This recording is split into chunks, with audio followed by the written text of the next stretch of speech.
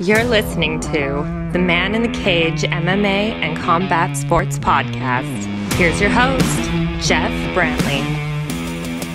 What's up, everybody? Welcome in episode 95 of the Man in the Cage MMA and Combat Sports Podcast. I am your host, Jeff Brantley. So much to get into today, so much to go over. Where do I even start? Off of such a busy combat sports weekend in which we saw, and a week in general. We had PFL 4 on Thursday. A lot to talk about with that. Claressa Shields, she comes back in a comeback victory, gets the TKO. We have Bellator 260 from Friday night. Amasov, he becomes the new welterweight champion. So we've got one new champion going into Saturday night already from this past week. And then we get another one, Brandon Moreno, in the co-main event, submits Deiveson Figueiredo. Adesanya in the main event, he dominates Marvin Vettori. So much to go over today. I'm going to go over all of it in my five-minute topics coming up in just a couple minutes right here on episode 95 of the Man in the Cage MMA and Combat Sports Podcast. And as you can tell right now, I actually have a different chair today. I actually have a real chair to do the podcast. For the first time in, actually ever, I have a real chair to do the podcast in today. Normally, and again, I always say I like to peel back the curtain for all of you listeners out there, all of you YouTuber watcher. Was that the term for all the YouTube watchers? Everyone out there watching all the YouTube videos. Normally, I have a small stool I do the show on. And it is the Man in the Cage podcast, obviously, so whether you're a boxing fan or an MMA fan, the stool works, right? It's like I'm in the corner, right? I'm in between rounds, I'm sitting on my stool, or in my case, I'm just sitting all the time in the corner. But, yeah, so the stool worked for most of the podcast, but now actually, the wife, she has a chair, she had a chair at her office, and she brought the chair back to our new second bedroom here in our new apartment that we moved into. So I now have a real chair to do the podcast in. So just in case you see something behind me here, this isn't anything that's, this isn't like a back massager or anything you think I might be sitting in. It's just an actual chair this time, in case you're shocked on episode 95 of the Man in the Cage podcast. But I've already talked about the chair enough, so let's get into the rest of the show, some of the details. You can follow me on Twitter at Man in the Cage Pod. Same thing on Instagram, so it's Twitter and on Instagram. You can also go to the website. Make sure you head there, maninthecagemmma.show. Has an about page for you trolls out there, for that guy from... where was he from? Maybe I'll get into that story in a second. But there's an about page out there in case you want to know why it's the Man in the Cage pod. Was it Georgia? I don't know. I can't remember where it was. I'll look it up in a second. But there was somebody who was trolling me this past weekend after my Bellator 260 coverage, saying that I shouldn't have been credentialed or accredited, as he put it, to the Bellator 260 post-fight press conferences. He had an issue with it. And then when I called him out on it and said that I said, you know what, I wasn't very nice. I said maybe he should have a few more followers before he has an opinion on Twitter. Again, maybe everyone should have an opinion on Twitter. Maybe I shouldn't have said that. But then he came back and I didn't really understand what he was trying to say, but he said something about me actually needing to be into the cage. He didn't understand the name. If he just went to the website, though, maninthecagemmma.show, he would have understood the name. So go there, maninthecagemmma.show right now, if you're that guy or anybody, to get the about page. Also, latest episodes, video to the YouTube channel, links to, everything again. You can go hit the support the show button in the top right-hand corner of the screen. You can support the show as little as $1 a month, all the way up to $10 a month. I love all my supporters out there already. It's the reason why I'm able to keep doing what I'm doing, along with my sponsors, which I'll get to in a second here. But go hit that support the show button in the top right-hand corner of the screen, and you can donate as little as $1 a month, as I said, up to $10 a month. And then there's some other cool stuff, some merchandise, swag, Man in the Cage, MMA and Combat Sports Podcast, t-shirts, socks, all that stuff. Have a buddy I just met up with actually the other night. Hadn't seen him in forever. I'm going to hook him up with a t-shirt, but you can hook yourself up with a t-shirt by heading over there right now, maninthecagemmma.show, and a bunch of other stuff up there as well once again. And then you can also go to the audio version of the platform. A lot of people out there, all you listen to is your podcast in your car. You're driving around. Maybe you drive a truck. Maybe you are just driving around for sales meetings, whatever it is during the day. That's your time to listen to podcasts. That's when you do all your listening. You can also go to Anchor, Spotify, and and Apple Podcasts. Hit the follow button or subscribe button, or anywhere really, any podcast platform that you listen to. Hit the follow or subscribe button there. That way you get the latest notifications for the audio version of every episode of the Man in the Cage MMA and Combat Sports Podcast. All right, that's all the details surrounding the show. Very excited to get into today's show, and I have some good announcements, some exciting announcements to come at the end of the show today, especially coming up on episode 96. I'll kind of tease it right now a little bit. Have a fighter coming on, actually, a new Bellator middleweight, going to make his Bellator debut coming up on Bellator 261, in fact, on June 25th. He is Lance Wright. He trains out of Elevation Fight Team in Colorado. He's going to make his Bellator debut. I had a chance to sit down with him this past week, actually. We chatted a bunch about his upcoming fight against Taylor Johnson, the training camp, his opponent, what he likes to do in his free time, a bunch of different things. I'm very excited to bring it to everybody. That's going to drop coming up this Thursday, June 17th. I'm going to drop it on that Thursday along with the preview is also going to be included in that show of UFC Vegas 29, as well as probably that PFL 5 preview. I'm still trying to decide, though, if I'm going to do a YouTube live specifically on the PFL like I did last week, or if I'm going to include it. But either way, it's definitely going to have UFC Vegas 29 preview on it, and then a bunch of boxing coming up this weekend. Teofimo Lopez Jr. is back in action. He's on the pay-per-view, the Triller pay-per-view. You have a Charlo brother in action. You got so much, and I'll get into more. I'll start to turn the page a little bit at the end of the podcast again, but just teasing it right now. All that coming up later this weekend. Again, the main thing, Lance Wright going to join me. He was already joined me, but I'm going to drop that episode coming up later this week on Thursday. Can't wait to bring that to everybody. Already sent out a video, a little teaser video on Twitter and on Instagram when he was talking about his teammate Drew Dober, which I'll get into the Dober Brad Riddell fight in just a second here from UFC 263. I already teased that out a little bit, but that's just a little bit of the just a little tease for what's coming later this week on episode 96 of the Man in the Cage podcast with Lance Wright. So more on that later on in the show, as well as another cool segment I'm looking to do soon, and maybe I'll tweet that out today or post it. Be on the lookout. I have a cool segment. I really have an interesting. We'll say interesting, okay, thing coming up soon on the podcast here. It has to do with wine. I'll just say that, okay? It has to do with MMA and wine, okay? It's going to be a fun segment. I think you're going to love it. Again, I'll save that for social media, though. And maybe I'll just keep you in the dark until we're even closer to doing this thing. But I'm very excited that I have a new segment coming on the podcast as well. But that'll be at the end of the show, so stay tuned for that. But first, again, let's get into it. My five-minute topic's going to put 5 minutes up on the clock here for topic number 1, then go down the list here and then give some parting shots. And trust me, there is plenty to talk about in our 5-minute topics today. And shows like this, it's always hard. It's always difficult to decide what I'm going to talk about in topic number 1. In fact, I will say today that topic number 1, although I do think it's probably the biggest notes of the weekend, or some of the biggest notes of the weekend, especially because it is that UFC 263 card.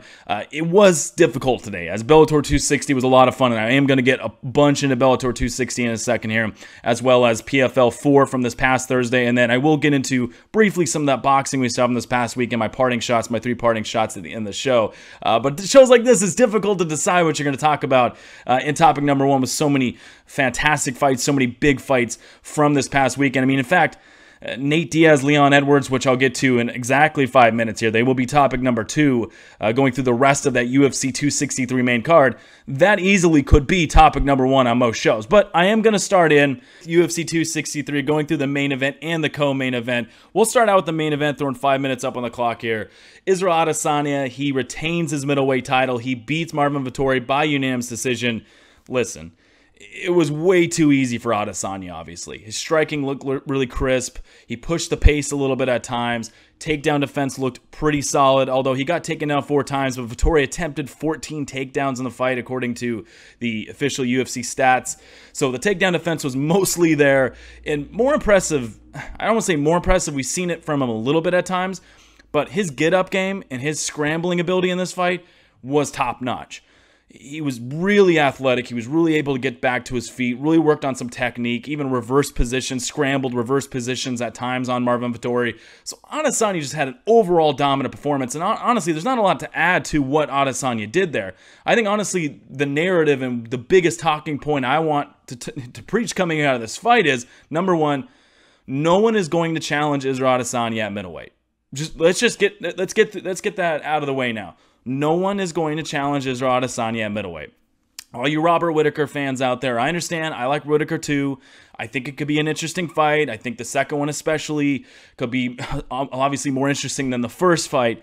But let's face it, Adesanya is not going to be challenged at middleweight. He's not going to be pushed at middleweight. He's too good at middleweight. He's too strong at middleweight. He's too athletic at middleweight. He's going to keep running through everybody there. And that's why point number 2 today for me that I really took away from this fight is, why would Adesanya ever leave this division?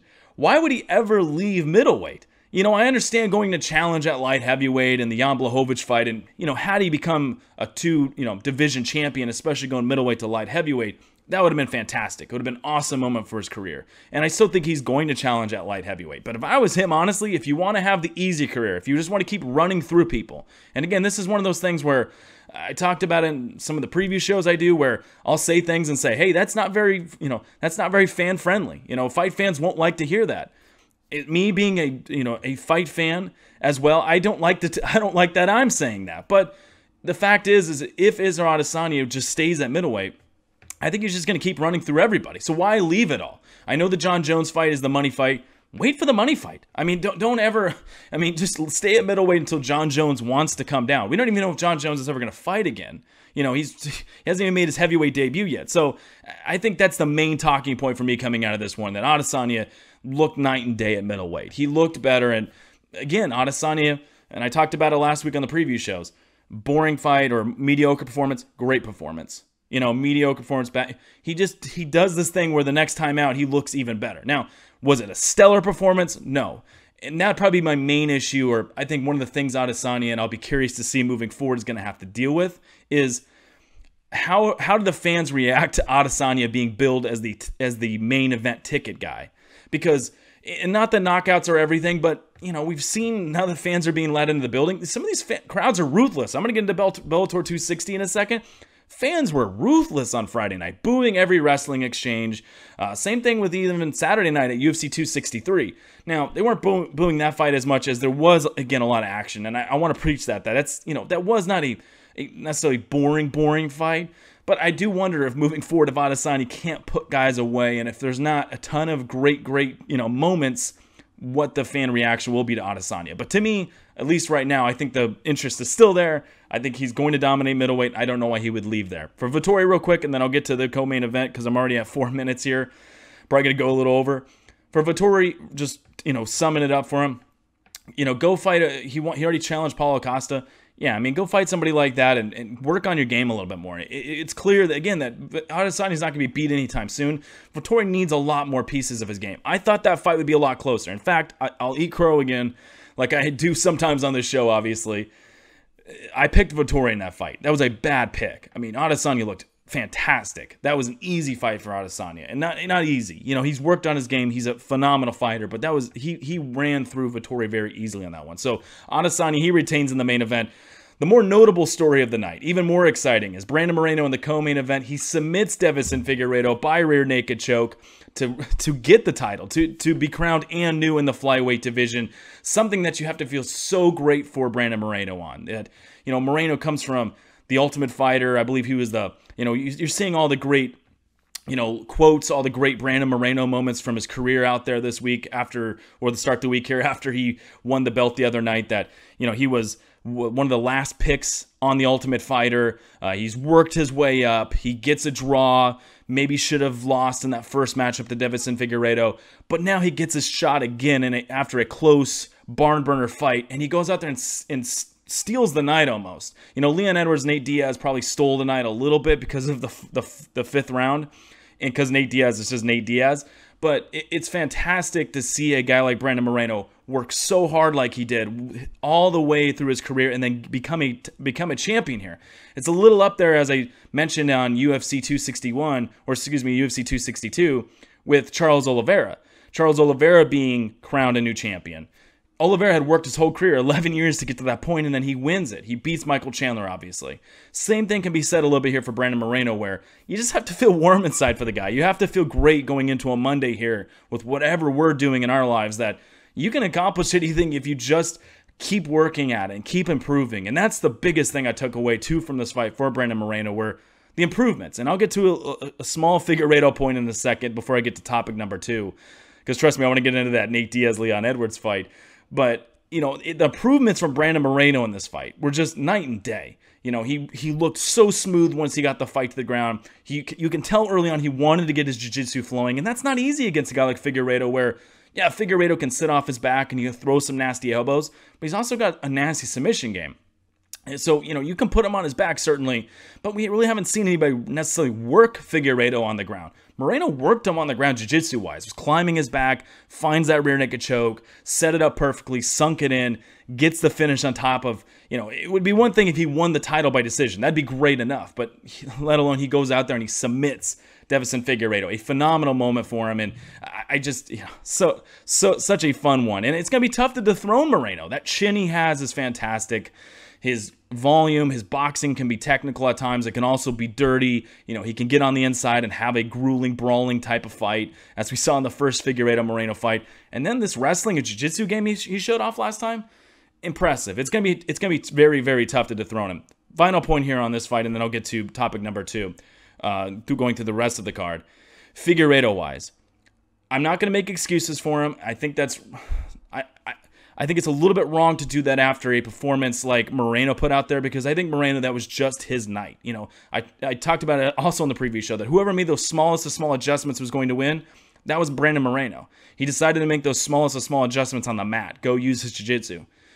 But I do think you have to bring up the point that Figueiredo did look terrible on Friday at the weigh-ins. Terrible weight cut, wobbling around, looked like he might pass out. He got hospitalized the last fight out because he had to do 2 weight cuts in 20 days. He's killing himself in this division. He's killing himself at flyweight at 125 pounds. He's got to move up to 135. Again, it's not an excuse, but you could clearly tell it was not the same Deiveson Figueiredo on Saturday night. He's normally more explosive. He normally shows off that power. He looked diminished. He's got to move up to 135. The time is now. You're killing yourself. You just lost the title fight. You lost the belt. The time's to move up. Figgy's got to move up now. I've seen some suggesting the Cody Garbrandt versus Deiveson Figueiredo fight. Certainly that would be awesome as well. That would be a great fight for Deiveson Figueiredo. Great fight for the fans. They were going to fight anyway at flyweight. Why not just make it happen at 135? Both guys are coming off of a loss. Both guys are former champions now. I think that would be phenomenal. Figueiredo's already said, I believe, though, he wants a rematch of Moreno. I mean, I guess so. I mean, he probably should have won the first matchup, but I just don't know if he can keep killing himself. And to be honest with you, if I'm Dana White, if I'm the UFC, I'm scared that he's going to miss weight next time. I was scared he was going to miss weight on Friday. I'm so shocked that he actually made 125 pounds. So Deiveson Figueiredo's got to move up. But main point, we want to congratulate Brandon Moreno on that win. That was a fantastic submission win. To see what he's done in his career is awesome. And that flyweight division buzzing now, really buzzing. I mean, so many fun fights, fight after fight now, that it's hard to think that this division at one point almost went away. It shouldn't go anywhere. It should never go anywhere. It's a fun division.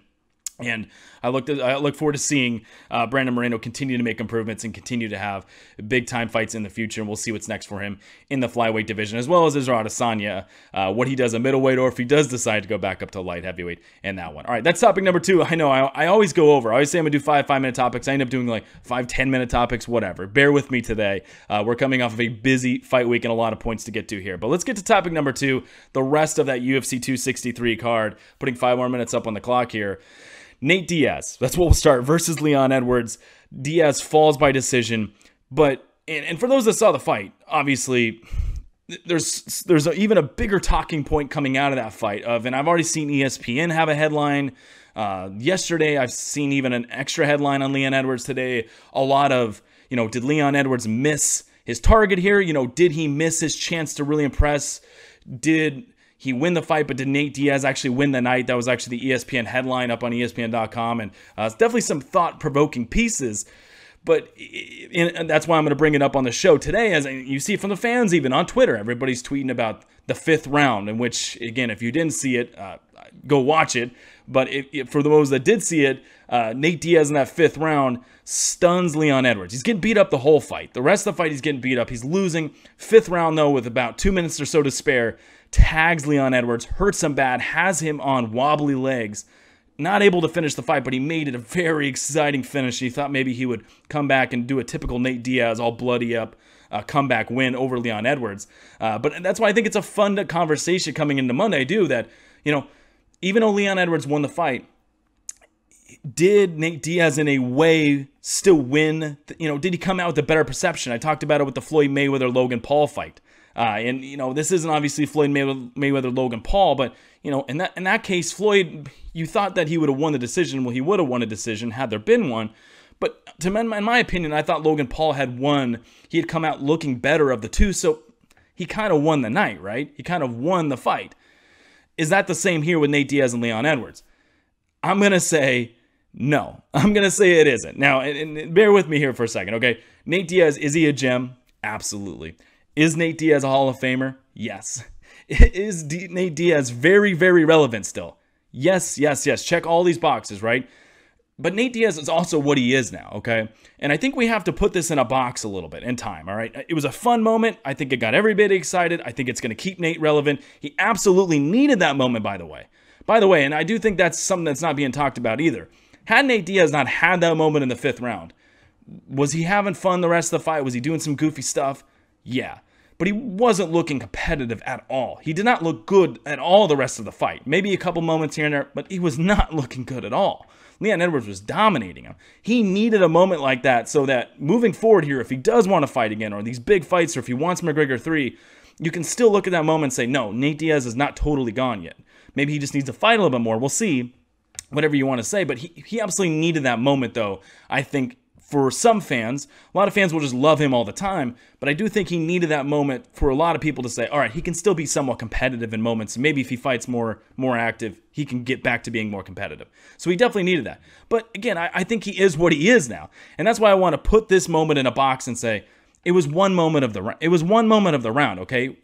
It was a fun moment. It was a typical Nate Diaz moment. It's what will make him a Hall of Famer in his career. It's what will make him continue to get big fights.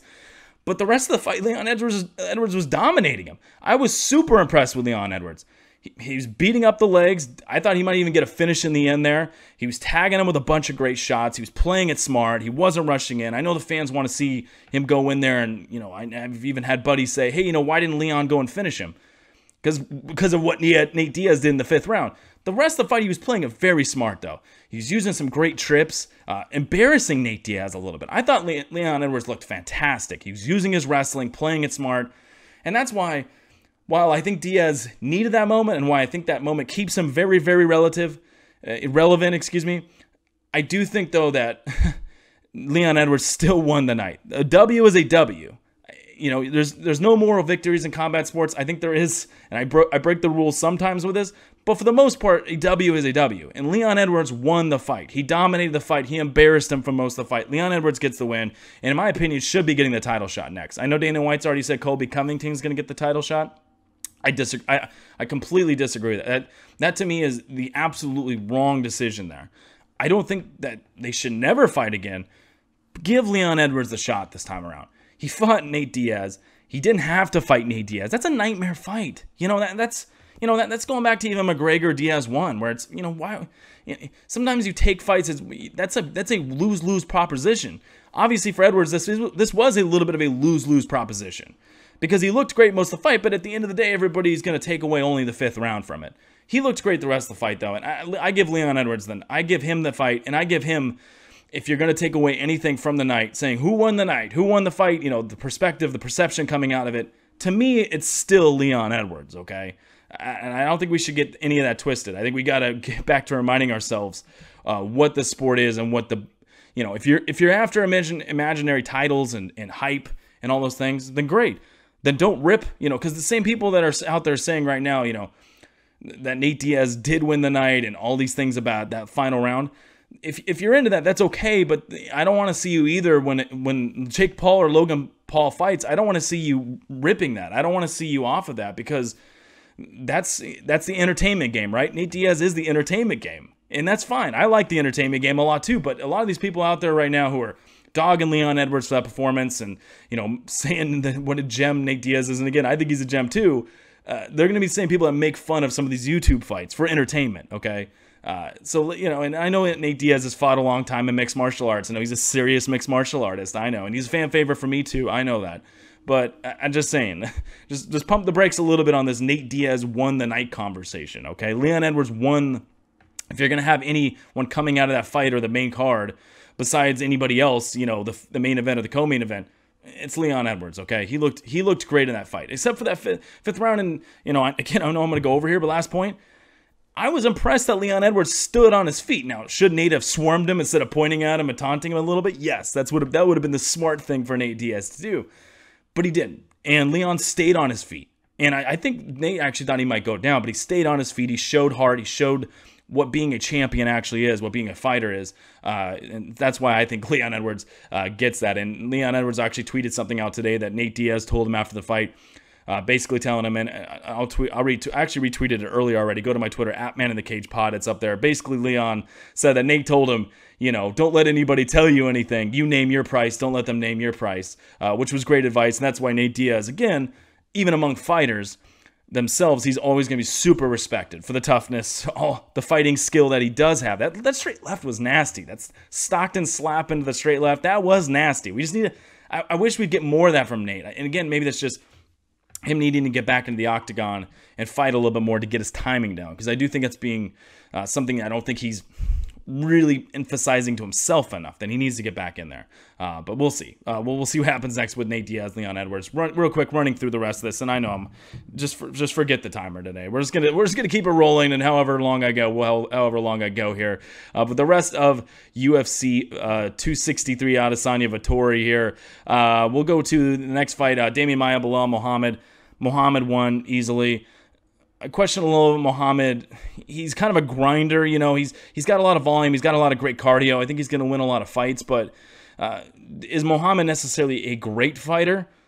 That's to be seen a little bit. And I'm not just saying, hey, just because he's a decision-based fighter doesn't mean he's not a great fighter. Decision fighters can be very good, but he's a little bit of a grinder. He's not in some of these fan-friendly type of fights. Certainly his interviews, all that is.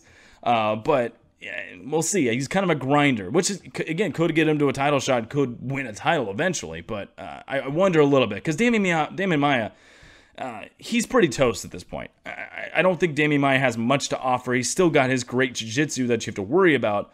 But as long as you don't get into those circumstances or try to, if you play it smart, you can keep that jiu-jitsu at bay. It's a pretty easy fight against Damian Maia at this point. So we'll see what happens with Muhammad moving forward. I'm still a Muhammad guy, but it's becoming clear he's more of a grinder type of fighter. He's going to grind you out of there. So he's not going to be necessarily your side A of any fight necessarily, depending on the fight again. I mean, this one he was. Well, even this one, though, Damian Maia. I mean, there's a lot of people excited for Damian Maia. So we'll see what's next for Belal Muhammad. The fight that started the main card, Paul Craig, he defeats Jamal Hill by TKO. Had his arm hurt badly, Paul Craig did. Had Jamal Hill's arm dislocated badly, the elbow dislocated badly. That was nasty. Paul Craig is a bad man. That guy is, he'll stand and bang with you. He'll go fight off his back and submit you off his back. He'll break your arm off his back. He'll go choke you out off his back. He'll go play top game and jiu-jitsu. He'll go wrestle around and try to get his top game going on the ground. The guy's nasty, and he's talking smack to you the whole week. He shows up Braveheart style, Scottish style with his face all painted blue like Braveheart to every single face-off, every single weigh-in fight that he's ever in. The guy's a madman. The guy's a bad man. And Paul Craig is starting to hit a stride now where we'll see if he can continue it, but he's a bad man, though. And I'm excited to see what's next for Paul Craig in that light heavyweight division within the UFC. Running through these quick again, like I've been trying to do with some of these. Drew Dober, he loses to Brad Riddell. That was a fight. That was just such a fantastic fight. Both guys tagging each other. Brad Riddell just narrowly gets that decision. I had it slightly for Drew Dober, but I understand the Riddell side of it, though, too. He took definitely the third round. He really hurt Dober at the end. And speaking of heart, Dober showed a ton of heart in that last part of that third round where he gets hit badly. He's hurt badly. Gets a takedown, though, able to scramble, get into some grappling where he doesn't get knocked out. But that was a fight. Both guys just precision boxing. Both guys landing some crisp hands in that fight. Some fun moments between Drew Dober and Brad Riddell right there. Otherwise, on the rest of this card, I mean, there was some other notable points. Lauren Murphy, Joanne Calderwood, that was a title eliminator, in my opinion, for flyweight, for the women's flyweight title to face Valentina Shevchenko. Lauren Murphy gets the win. Another one where I had Calderwood even more convincingly to me slightly than Lauren Murphy. But Murphy, she did some good work. It was closer in round 1. Round 2, she gets the dominant round with a takedown, keeps Calderwood on the mat. Murphy deserves a title shot. Now, does that mean she's going to be competitive? No, it does not. But I do think she deserves a title shot, certainly, in that one. Movsar Evelev he took on Hakeem Dawodu. He gets the unanimous decision. Evelev's ready for the big time. The kid is so ready for the big time. He's 15-0 now. Crisp wrestling. I mean, he's so strong. He's out there ragdolling Dawodu. Some of his striking sometimes looks pretty good. He's ready for the big time. The only thing that's going to hold him back is his third round. I won't say emphasis on letting the fight go a little bit, but Evelev's just, I mean, the end of every fight. I mean, the last time out and then here against Dawodu, the fight before Dawodu, and then this one, third round was his worst round of the fight. I mean, he's been giving that third round away, which makes you worry about a 5-round main event if he goes the 4th and 5th round, and it makes you worry moving forward that what if somebody can steal a round from him? He's going to lose a fight here or there. You know, that worries you a little bit, but he ragdolled Dawodu the rest of the fight, though. He's clearly ready. He just needs, he's got that little part of he's got that little piece of his game that's missing. Once he's got that, though, it's going to be impressive because Dawodu is a very, very good opponent, obviously. I did not expect Dawodu, who's only had one loss coming into this fight, to Arnold Allen, who's also very good and looks competitive in that fight somewhat, Dawodu did. I did not expect him to get ragdolled that much in the first couple rounds by Evelev in that one. So that was a highlight of the night as well. And then the rest of the night, Chase Hooper, he loses to Steven Peterson. Peterson came overweight. I don't know why Chase Hooper, I don't know why he took that fight. I have no clue. Somebody's got to get in this kid's ear. I know he's tough. I know he's a gamer. I know you get paid to go fight. Dana White, all these guys, they don't want to see you out there saying no to fights. But for his career, though, and for actually winning, being competitive, he should have said no to this fight. Peterson comes in overweight, right? He's 3.5 pounds, something like that, overweight, the 145. Hooper is skinny as get out, right? I mean, he's a young kid. He's got almost no muscle mass. He's a young kid, so you know he doesn't have that man strength, that old man strength to his game. Even if you see some skinny guys sometimes that maybe they're a little bit older, they got a little more strength to them. That's not Chase Hooper. He looks like he's, if you just looked at him, you'd think that he's 110 pounds soaking wet. Someone should have gotten his ear and said, Chase, you're not taking this fight. You're not going to take this fight, man. This is a bad idea. This guy is going to push you up against the cage. He's going to put you on the mat. You're going to try to submit him off your back, and you're probably not unless he really makes a big mistake. Somebody should have gotten his ear in that one. I honestly want to see Chase Hooper cut. I don't know if that's we'll say a controversial opinion, but I want to see him cut. And that's not because I don't think he has potential. I think he's very, very good. But as I always say on the show, that potential word, the P word, I think it's one of the most dangerous words you can use in any sport, I think. I think he's got potential, but he's got to get stronger. He's got to get more striking. He's got to do something. He's got to, even Mackenzie Dern now, who has fantastic jiu-jitsu, kind of like Chase Hooper, she's really starting to make things click with it, though, where she can put multiple facets of her game together and get wins. I don't know if Chase Hooper can do that. I'd like to see him cut, go to LFA, go to other places, face some other grown men who aren't at this level, because this level is not good for him yet. I would like to see him cut there. And then my other big point of the night, and again, there were some other ones. Carlos Felipe wins. Pani Kianzad, she had a good win there. Farazim, he looked pretty all right. Eric Anders gets a win as well. Much deserved victory there. But Terrence McKinney, he gets the knockout win. What was it, 7-second knockout win? Yes, over Matt Frevola. 1 week notice. He had just won on LFA. Comes in here, his background, everything he's been through in his life, speaking of facing adversity, goes out there, knocks him out, puts a beautiful combination together right at the start of the fight, knocks Matt Frevola out. Fantastic moment. I tweeted it out last week at Man of the Cage Pod. I didn't know if this fight would have been that good for him because obviously a week's notice, that's not ideal. Less than a week's notice even. I believe it was like Tuesday they announced it. not ideal for anybody. But I love the potential of Terrence McKinney. His wrestling, he just showed some of his crisp hands, some of his boxing that he can use. I'm very excited about the future for Terrence McKinney. I think he actually almost, I think he might have, I don't know, I haven't seen anything officially, blew his knee out when he was celebrating the fight, which, you got to feel so wrenched for him.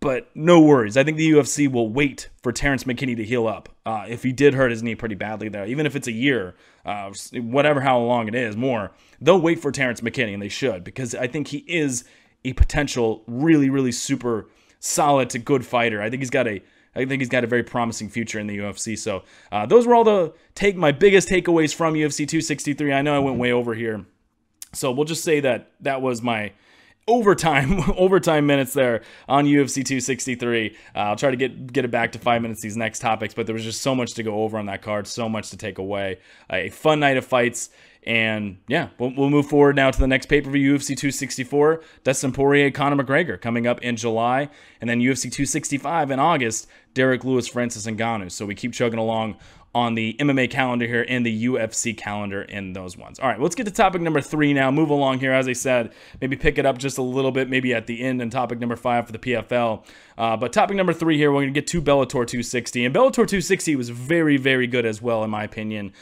It was more of a diehard delight, if you will, if you're an MMA fan. If you were a casual, you probably didn't love it because there was a lot of, especially the co-main event and the main event, a lot of grappling, a lot of wrestling used. But if you are a diehard like myself and you love the actual just technical part of the fight game itself, you loved the co-main event and the main event. And we'll start out with that main event. Yaroslav Amosov, he becomes the new welterweight champion in Bellator, gets a dominant decision win over Douglas Lima, and he continues to be one of the more well-rounded fighters in all of mixed martial arts. I don't care if we're talking about the UFC. I don't care if we're talking about one championship, LFA. We can go all the smaller promotions, right? We can go the minor league ones, PFL. Not the PFL is obviously not a little bigger than LFA and some of those, but you can go to any promotion in the world right now. And Amosov is one of the best, most well-rounded fighters in the world right now. His footwork that he uses, his movement. He gave Douglas Lima a lot of problems with that. Didn't stand in front of him.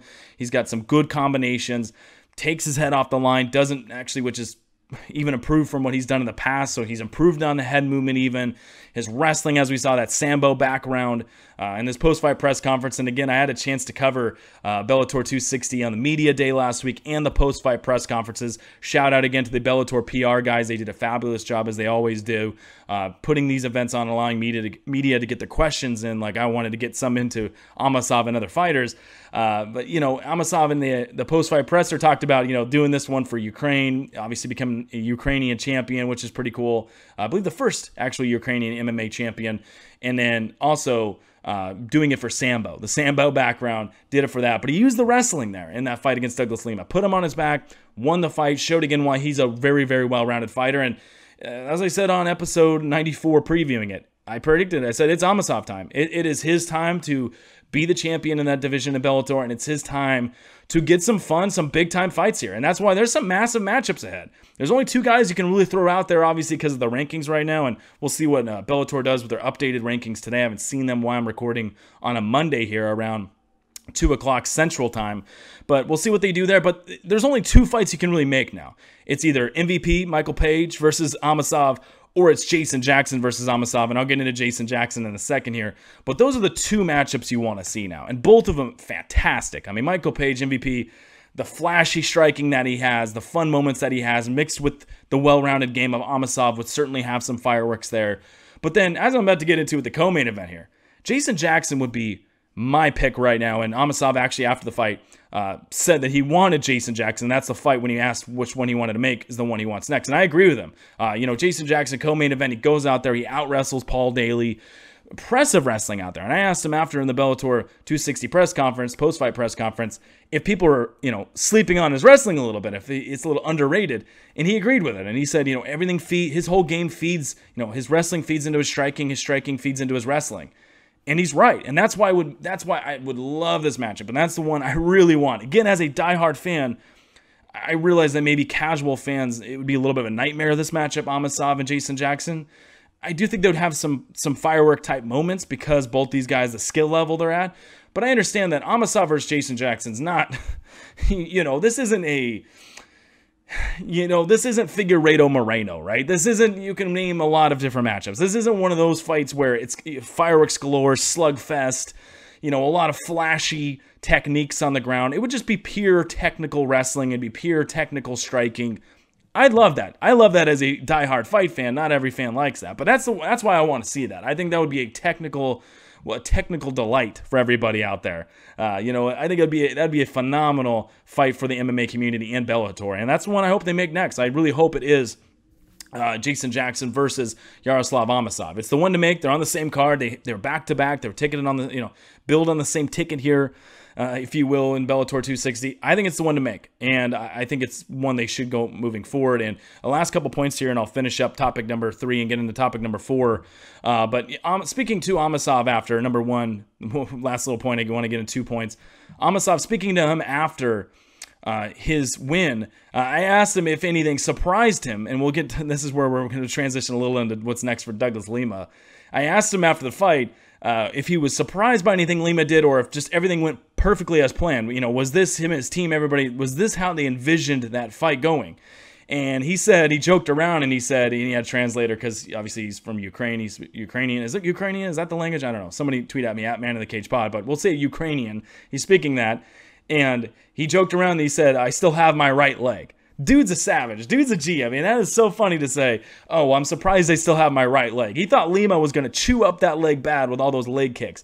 But he played it smart. His movement, he was able to stay out of range. He had good distance management. So a great win for Amosov, and I love that answer to my question after the Bellator 260, during that Bellator 260 post-fight press conference. And last point here on Douglas Lima. What's next for him? Scott Coker, obviously the president of Bellator afterwards, mentioned a little bit what he wants to see from Douglas Lima next. I saw a bunch of people the other night disappointed in how Lima fought. I think that's fair. But what I think's a little unfair is I did see this too, is a lot of people were saying, and this is one of my pet peeves from this past weekend.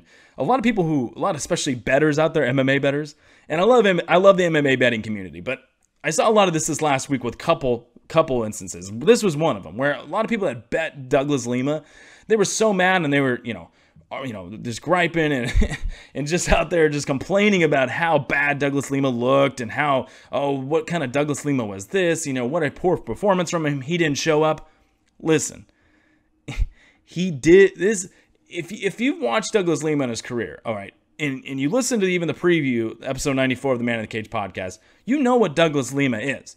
What we saw on Friday night, that was Douglas Lima. Okay, that's the way he's always fought. The difference is a lot of times Lima, he fights in spurts, right? And yes, could even improve some things here and there because his urgency off his back was the thing I would have definitely said he didn't really show up with. I don't know why. He didn't look urgent at all to get off his back. Just sat on the mat, didn't try to do much off his back except that armbar attempt late in round 5 when he was down 4 rounds at that point, or 3 rounds, whatever you want to say at that point.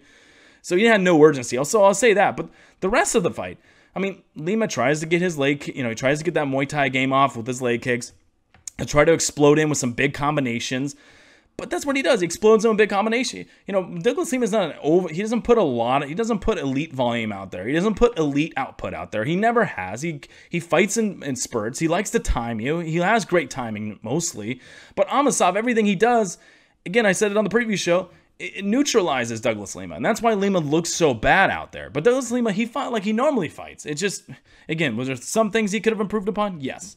But for the most part, that was Douglas Lima. So let's cut it off. Let's knock it off with the, he didn't show up narrative. He showed up. And again, I understand it's because some out there, they were mad that they bet him, whatever. But, and that's why we'll get to this, my topic number 5 in a second here.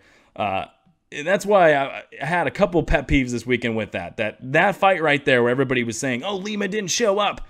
And then the Clarissa Shields fight versus Brittany Elkin, which again, I'll get into in a second. Everybody just assumed Brittany Elkin through the fight, that the fight was fixed. That because she was because she let Clarissa Shields come back into the fight in TKO, everybody thought that she threw the fight or they were asking what was wrong and all these things. What was wrong is she was Brittany Elkin, okay? I mean, have you seen Brittany Elkin fight, okay? I'm going to get into that in a second, topic number 5, okay? But I wanted to get that out there so I can connect it later on here, my pet peeves with some people this weekend, with some MMA fans this weekend, past week with all these cards. But I wanted to get that out there real quick. All right, let's get into topic number 4, then I can get into topic number 5. The rest of the Bellator 260 card, some of these thoughts. Main point I'll make in this one. We talked about a lot about Nate Diaz, Leon Edwards on UFC 263. I think the conversation on Bellator 260, and one of my biggest takeaways from the whole weekend, every single card, was that Aaron Pico is an MMA star. And Aaron Pico is a potential superstar. And I'll use that dangerous potential word again. But I really think Aaron Pico is a star now, and I think he's moving towards, and if you don't think he's fully there yet, he's definitely right on the cusp. And I think he's moving towards becoming a superstar. What he did to Aiden Lee was unreal. That performance, and some will say, oh, that's Aiden Lee. Aiden Lee is long. Aiden Lee is dangerous. Aiden Lee's fought in Cage Warriors, okay? And is Cage Warriors the highest level of MMA you can fight in? Highest level MMA promotion, highest level out there? No, it's not. But still, Cage Warriors, there are some tough guys over there. And Aiden Lee is an impressive finisher, okay? Is he a level below Aaron Pico? Absolutely is. Is he a level below a lot of guys? Yes. But what Aaron Pico did to him was, ludicrous. He absolutely mauled that. He absolutely mauled a grown man there. Aaron Pico did. He was so free-flowing. His striking, going to the body the way he did. Some of the boxing combinations he landed upstairs as well were very nice. He's using his wrestling. He's blending it all together. He was going for those submissions. He was going for those anaconda chokes. He was going for all those. He was blending it all together. He looked like he was fighting smart. He looked like he wasn't just looking for the knockout or the submission. And in this case, I think it was smart to go for the submission. Aiden Lee's long, he's rangy. His best chance is probably on the feet. So what does Aaron Pico do? He goes to the body. He kept changing levels nice. He did get hit one time, and he got wobbled a little bit from Aiden Lee. But otherwise, he used everything really, really well. And he's just starting to put everything together. He had the two fights in a row where he lost. He got knocked out in, and now he has 4 fights in a row that he's won. And he's dominating these fights, and he's taking his game to another level every single time out. Is he the most flamboyant? Is he the most talkative guy out there? Is he the most charismatic guy out there in the world? No, he's not. That's not Aaron Pico. But at the same time, his game speaks for itself, and I think that's why he is an MMA superstar in the making here. The thing that could hold him back is his chin. When Aiden Lee hit him just a little bit in that fight, you could tell it stiffened him up a little bit. And we've seen in the past his chin, it might be, I don't want to say it's glass, but we'll see moving forward here. He's got to get tested again. But if he can keep moving the way he's doing right now, fighting almost Michael Chandler-like, in a way, if you will, bring up that comparison. Another former Bellator guy now in the UFC, fighting for the lightweight title. Aaron Pico could be an MMA superstar, and I think he is in the making there. And I hope Bellator really gets behind him here. The time is now, and I think Scott Coker knows that. Scott Coker in his post-fight presser, I actually didn't get a chance to ask Scott Coker a question, but one of the things he started with, one of the takeaways from the night, is how amazed he was with Aaron Pico. So I think he gets it. I think Bellator gets it, but they need to move fully forward with him. If they do a Risen cross promotion, get him on the Risen card. All right. If they do a Kambache cross promotion, as the Kambache CEO or president was sitting ringside or cage side with Scott Coker this past Friday night, get him on the Kambache card. Bellator, get him top 10 matchups in Bellator. Quick, get him in those matchups, because something is clicking with this kid right now. Something's clicking in general, and he's really finding his groove. And he could be a superstar. And I think he's one of those guys that could take Bellator from being a very popular MMA promotion to very, very mainstream MMA promotion. That's how great I think Aaron Pico is. And I'm gonna get hate on Twitter like I always do for saying this. I said it when Patricio Pitbull. Which fight was it? I can't remember which fight it was actually now, who he was facing. But I put it out about Patricio Pitbull being one of the best fighters in the world, any promotion, and I started getting hate for it, saying that he wasn't in the UFC. But trust me, Aaron Pico, he would do some damage to guys in the UFC. Trust me. Aaron Pico would run roughshod on some guys. He is that good. I'm not much of a believer in Aaron Pico now. Again, the chin's a question mark. He's got to fight smart. He's got to fight perfect. He's going to get tested. But I really loved what I saw from Aaron Pico this past Friday night. Very excited to see him in his Bellator career moving forward. The rest of the card here, Mark Lemminger, he got a much-needed win over to Marquez Jackson. That was a great win by him. A bunch of ground and pound in that one, bunch of wrestling. Kyle Crutchmer, he got a nice win by unanimous decision, used a lot of his good wrestling in that fight. Justin Gonzalez, how about Justin Gonzalez? Bellator debut, 11-0, stays undefeated, gets the split decision over Taiwan Claxton. Got a feel for Claxton a little bit. He looked pretty good early in that fight, like he was going to maybe run away with it, but then he started tiring a little bit, and Justin Gonzalez, just his overall game, he seems like he has just enough in every facet that he's going to be a problem for a lot of guys. So Justin Gonzalez gets the split decision win there. Bobby King split decision win over Nick Newell. That was a fun fight. I got to admit, when Nick Newell found the takedown, because he was starting to get beat up pretty bad in that third round, when Nick Newell found that takedown against Bobby King, I cheered. I got out of my seat. But good win for Bobby King. You know, he early on in the fight, I gave the early round to Nick Newell. Obviously, one judge gave the fight to Nick Newell. Don't hate that. So good win for Bobby King, and a pretty notable win for him on that Bellator 260 card. Lucas Brennan, he finds the Anaconda choke over Matthew Skabicki. Fabulous win by Lucas Brennan. That kid's beyond his years. Another guy I talked to afterwards, Bellator 260 post-fight press conference, and I asked him if he thought it was more important in this fight to get that exclamation mark, to get that finish after going to decision his last time out. And he said, yeah, you know what, his finish is great, especially a first-round finish, but it doesn't really matter to me what's on my record. You have to love that from a young kid like Lucas Brennan, who just turned, I believe he just turned 21, or he's 20 now.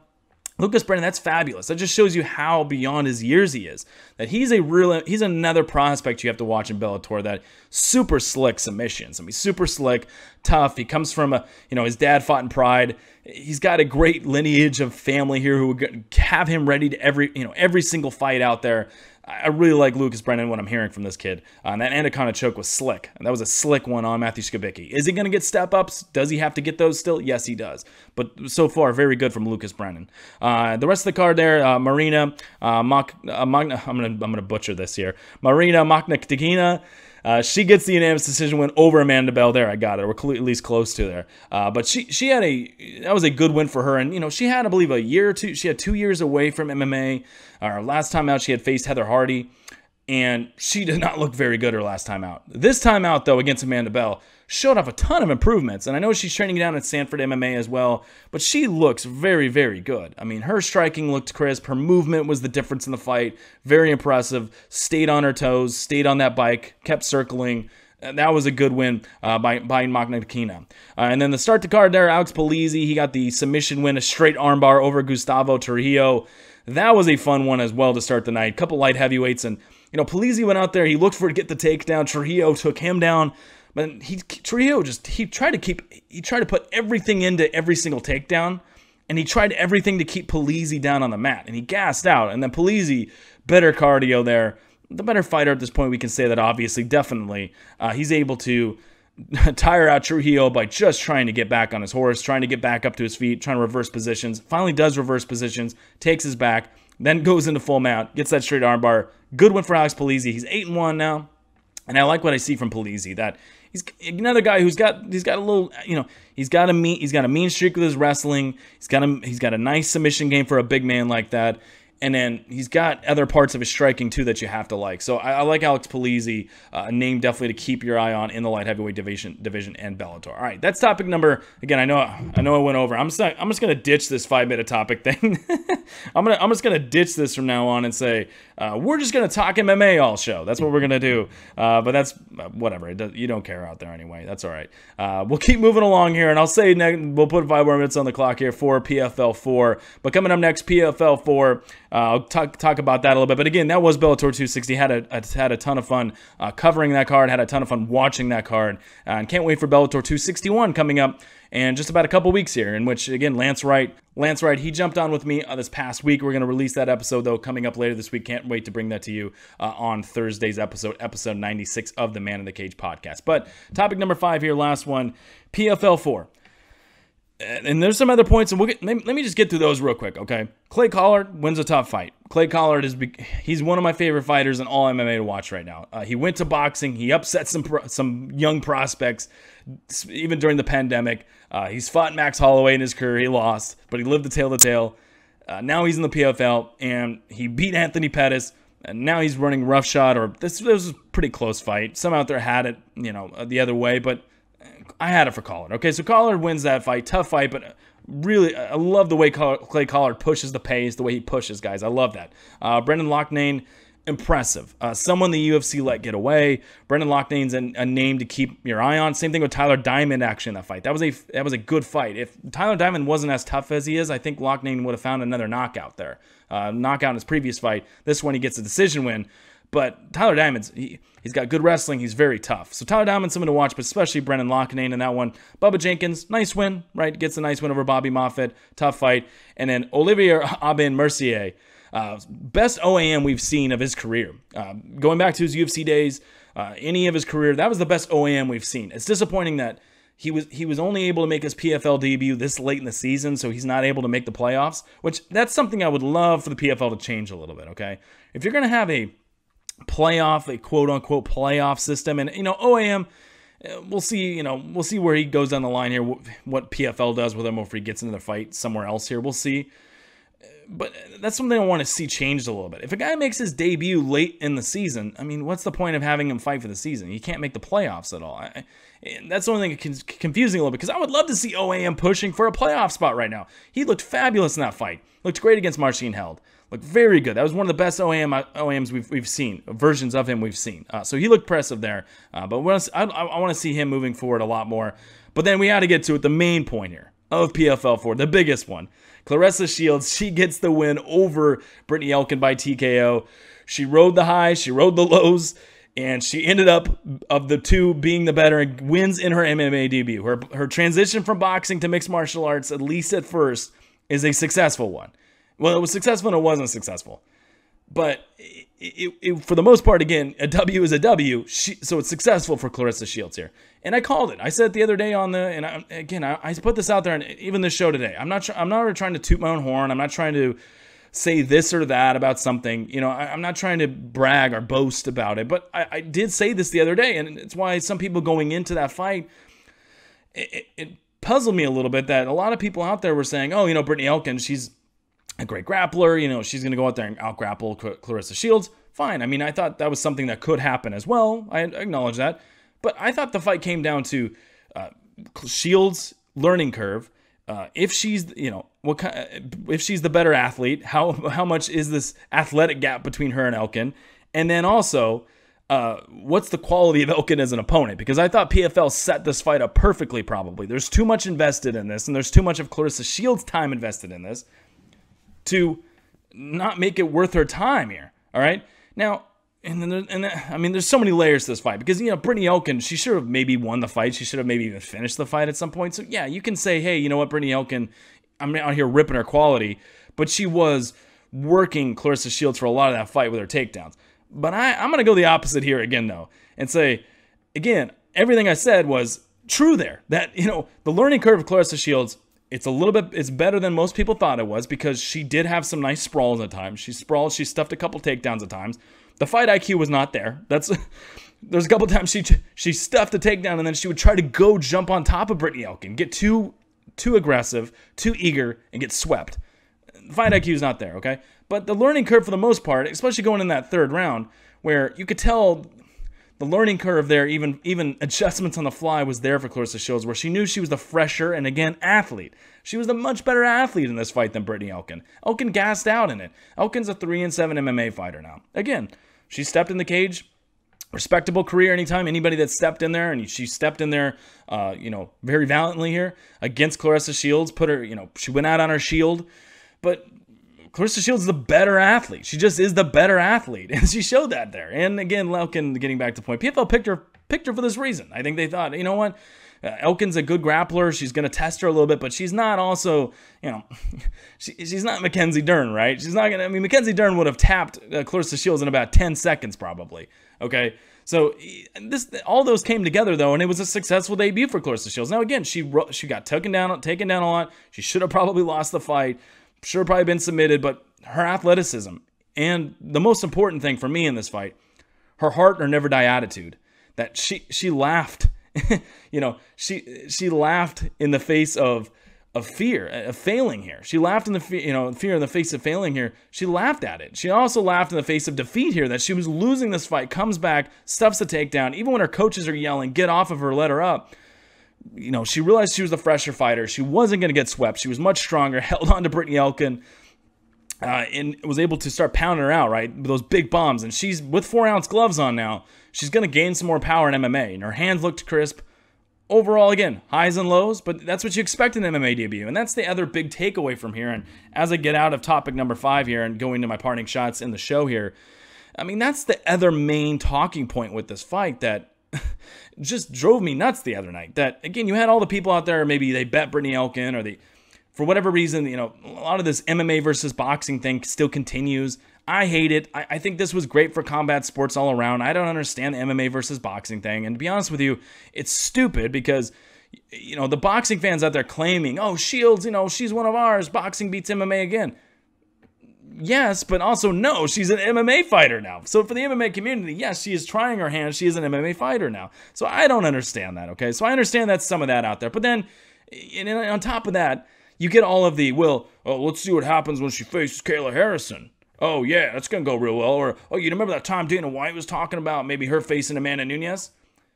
Yes, we all know Clarissa Shields would get destroyed by Kayla Harrison right now. We all know that if Amanda Nunes and Clarissa Shields had fought, if Dana White had made that fight, she would have been obliterated. We realize that. But she's making her debut. She's out there trying a new sport. She just learned takedown defense. She just learned some jiu-jitsu aspects. She's literally probably not even working on her boxing very much right now because she was working on the grappling side of things. I mean, let's put things in perspective. It goes back to even the Leon Edwards-Nate Diaz fight. Yes, great job by Nate Diaz, fun moment. But put it in, put everything in perspective though. Put everything into a box and look at it and just put it as what it is. She's making her MMA debut. She wasn't going to roll out of bed and be Chris Cyborg. She just wasn't. Wasn't going to happen. But she looked good enough in this fight, and I'm still skeptical, and that's where some people out there would say, oh, you're a big Clarissa Shields fan. Oh, you must be a homer. I'm not a homer. I'm skeptical long-term of what Clarissa Shields is going to be able to do in mixed martial arts. When she does start facing high-level grapplers, and I agree Scott Coker had this quote the other night after Bellator 260, some point when she starts facing tougher grapplers, tougher everything in mixed martial arts, could she trip up? I personally think she probably will at some point. But for right now, I think there was enough promise that I'm excited. I'm intrigued to see what happens next. What improvements can she make? She's a real fighter, and I think that's lost too, and that was lost going into this fight. I'm not saying Brittany Elkin's not a real fighter, but Clarissa Shields, I'll say it like this. She's a real high level fighter. There's levels. There's mental levels, right? Your mentality. There's athleticism levels. That's where Clarissa Shields won this fight, is her mental side of the game and her athletic side of the game. Overall, she's just a high level fighter. Brittany Elkin's not a high level fighter. Shields is going to win some of these fights against these lower level women who aren't high level mentality fighters, who aren't high level caliber fighters, okay? Yes, it's a different sport, but none of these women were actual. I mean, Clarissa Shields is a star in boxing, right? Brittany Elkin, some of these other women. Brittany Elkin, she's gonna go teach jiu-jitsu, which is fine. Again, a lot of fighters do this. This is a brutal game. It's, they talk about in the NFL, it's the not for long league, right? Same thing in mixed martial arts. I understand that, but Clarissa Shields is gonna be fighting long after this and being a star of boxing. Some of these other women aren't. Now, when she starts facing some of these other women, yes, she might trip up, but. Let's see. Let's see what happens. Let's see if she can keep making adjustments. I'm open to it. I think it's great for combat sports. It's great for the PFL. It's great we'll see what happens next. If it is the PFL or if someone else wants to give her a shot, I don't think it's going to be anybody else from what sound like Scott Coker, the reason why he didn't sign her, which is fine. Again, I'm very skeptical of it too, but let's see what happens with Clarissa Shields. And, if she gets good enough, Scott Coker will be knocking on the door. Dana White will be knocking on the door if she gets anything near anything that can go test a Chris Cyborg, go test an Amanda Nunes, go test somebody in a big-time match, big-time fight like that to get a lot of pub. Yeah, a lot of publicity. They'd be knocking on the door. So let's see here. But again, let's not get off the BS of, oh, she's going to face Kayla Harrison next. Yes, she would get destroyed. Yes. Just like if Kayla Harrison went into a boxing match, she would probably get destroyed by Clarissa Shields, okay? That's the way this is the way this game works, all right? But she's trying, and I'll applaud her. Hats off to her. Hats off to Clarissa Shields today for her PFL 4 debut, and we'll see what happens for her moving next. But that was PFL 4 from this past Thursday. It was a good card overall, and PFL 5 coming up, and I'll get into some of this next week's action in just a second here as I start to turn the page. But PFL 5, not as flashy as this card, not as much hype going into it, but on the surface. But it's a pretty good card though, and I'm looking forward to PFL 5 as well coming up on Thursday this week, and I will have something here. We'll see if it's a live video or if it's part of my next episode preview. If I just drop that on Thursday, we'll see here, but I'll have something for PFL 5, another preview coming up on Thursday. All right, 3 parting shots coming up, and then I have some brief housekeeping things to do, if you will, at the end of the podcast, then I'll get out of here. But we'll go through our 3 parting shots first, and then we're going to go to the boxing here. Again, I had so much mixed martial arts, so many MMA cards from this past weekend, so much to talk about. I mean, if some of these cards had let down, I probably would have thrown some of this boxing more into some of these other topics, but there just wasn't enough time today, and I even went over with all mine, as you've seen. So I put it in my parting shots today. I did catch a little bit of that Shakur Stevenson versus Nakathila card the other night, top-ranked card on ESPN. Shakur Stevenson, one of the more, of course, promising young guys in boxing. This one's pretty easy to dissect. He disappointed, okay? Yeah, Nakathila has a good record, but Shakur Stevenson, who he is as a boxer, who he is as a potential, I'm just going to keep using that word all day, he's got such a high ceiling, that he could be like even Xander Zayas on this card, who I'm going to talk about in parting shot number 3. And I know Zayas, he's not facing, Stevenson's starting to face higher level competition, so I'm not going to totally compare them yet. But when you have young promising fighters like this, you want to see young promising moments from these guys, right? Stevenson, while he gets the W and he wins, didn't throw a ton of volume every single round. Looked complacent with fighting to the decision, which again, if you want to do that, that's fine. But again, this is an entertainment business sometimes. Look at Nate Diaz again. A lot of people think Nate Diaz won the night, that ESPN has him out there winning the night, being the better fighter over Leon Edwards, or, having the bigger moment over Leon Edwards because of that one moment. It shows you that hype and entertainment in this game, in boxing and combat sports, although kind of annoying sometimes, is a very real thing. So Stevenson, he's got to go. You got to go out there and be impressive sometimes, and I think people want to see that extra little impressive. And you start to put back-to-back performances. You start to put performances like this together where you're not very impressive. Again, people start to not. The hype dies on it. It's the same. The Devin Haney fight. I'll applaud him that he was trying to stay. His last time out, he was trying to stay in the face of his opponent. He was trying to knock him out. He was trying to do different things, but again, same thing with Devin Haney, where you drop the ball a little bit. Why is Teofimo Lopez Jr. fighting this week on pay-per-view, and why is he so interesting? And why is he such a tantalizing name right now? Because Teofimo Lopez Jr. is very exciting. And I'm not saying Devin Haney or Shakur Stevenson can't be exciting. I'm not saying they're going to be exciting in their career or they're not going to get big-time fights, big-time pay-per-view fights. But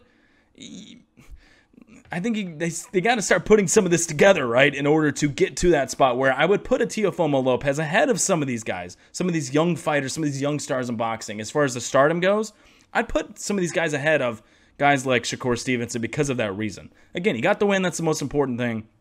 But he's got to go out there and be impressive. Go set up that knockout a little bit better. Go to the body a little bit better. Outbox these guys into submission, right? Outbox these guys into TKOs. This is sweet science. Go outbox them. Don't just go out there and everybody has off nights, but go out there and put everything together. Outbox these guys. It wasn't very impressive. Didn't impress me, certainly. Again, he got the win, but next time out, I want to see a little bit more from Shakur Stevenson. Definitely at this point. Otherwise, I'm going to start to fade his stock a little bit if he doesn't. And again, you want to go out there and out-decision guys, fine. A win's a win, but you can fight the decision to be interesting. And this was an okay fight. It wasn't great though, right? So I want to see more from Shakur Stevenson his next time out. Parting shot number 2 here, and then I'll get to Xander Zayas number 3. But parting shot number 2, Jose Pedraza back in the spotlight fully, gets the win over Julian Rodriguez. A fantastic win for him. He makes Rodriguez quit on the stool. Pedraza is just one of those guys that his style, everything he's done in boxing, he's exciting, and he's back in the spotlight fully now. And you got to feel great for the guy that he goes out there against an undefeated fighter. He's a big underdog, plus 190, plus 200 in the Vegas sports books, and goes and puts away the guy. Goes out there, outboxes him, uses his pace, uses a lot of great things, all the volume, all the punch output, CompuBox stats to go out there and just bludgeon Julian Rodriguez and give him a little bit of a lesson in what, again, Rodriguez, I'm not ripping his career, But hey, you know what? This is, levels to this game. I've been there a little bit before. Humble, school the other fighter a little bit. That's what Pedraza did on Saturday night. So that was good to see Pedraza get back in the spotlight with that win over Julian Rodriguez, and maybe a title shot now. We'll see. Maybe I'll have some one of my guys, Jason from Glove Talk, or Jeremy Harris from Fansided, or someone else. We'll see too. I'm looking for a boxing writer maybe later this week too. We'll see, possibly to bring on. There's so much boxing this weekend, as I'll get to in a second. But bring one of those guys on, talk about maybe if Pedraza should get that title shot next after beating Julian Rodriguez on this card. So that was parting shot number 2. And then parting shot number 3, Xander Zayas already teased it a little bit. He's the real deal. Now, it's like Lucas Brennan on that Bellator 260 card. Is he facing elite talent yet? No, he's not. So there are going to be step-ups. There's going to be bumps in the road. We're seeing that with Shakur Stevenson on this card even. There's going to be bumps in Devin Haney.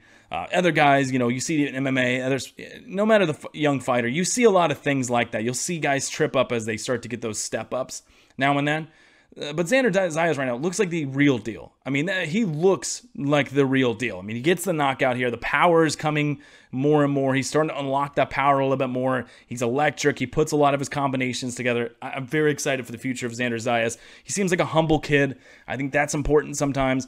Unless you're like Conor McGregor coming up, electrifying and being that boastful, obviously, being that, cocky about things. But I think there's the other side too, where you can be a Lucas Brennan or a Xander Zayas here, and you can be somewhat humble, and you can humble yourself every single fight, and you can tantalize people with your performance, and that's what Xander Zayas is doing right now. So watch out for him. He's hitting that early ceiling in his career, and he's gonna start to break through in that ceilings. He's gonna keep pushing it up into each ceiling of his career. I feel here unlock some new levels. So Xander Zayas certainly another big takeaway from this past Saturday night. All right, that's my 3 parting shots today. Normally I have some other little MMA topics or boxing. Talk about fights made, all that stuff, but I decided to throw the boxing in there today. Because I didn't have enough time to get into it as I went over on my other ones as well. And my 5-minute topics, or we'll say 10, 15, 20-minute, 5-minute topics, 5 topics here on today's show, episode 95 of the Man in the Cage podcast. But that's going to do it for me today. Next up, we're going to turn the page. We're going to go into UFC Vegas 29 coming up later this week. We have Dan Ige taking on the Korean Zombie. That's going to be a good main event. Some other interesting spots on that card as well. We also have PFL 5 coming up later this week. And like I said, this isn't a great PFL 5 card on the surface, but it's still very good, though. You have Rory McDonald back in action.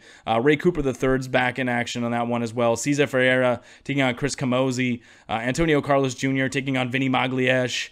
Martine Hamlin on this card.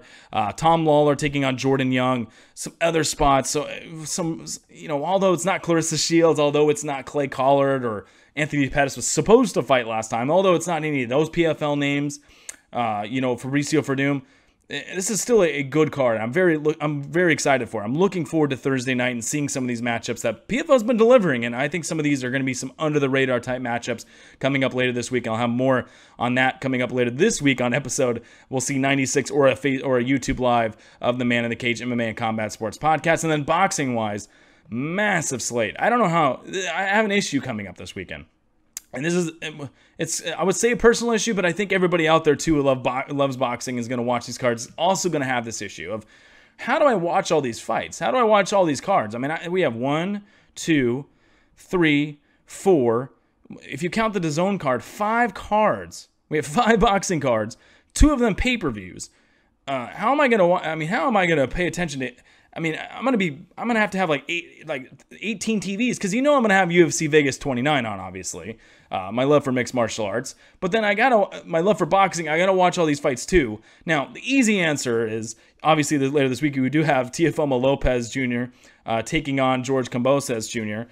12 rounds for Lopez's WBO, WBA, and IBF lightweight titles. So you do have that fight. That's on Triller pay-per-view. You also have some other interesting fights on that card. That's the easy answer. And I'll definitely be, for sure, you're tuning into Teofimo Lopez anytime he fights right now.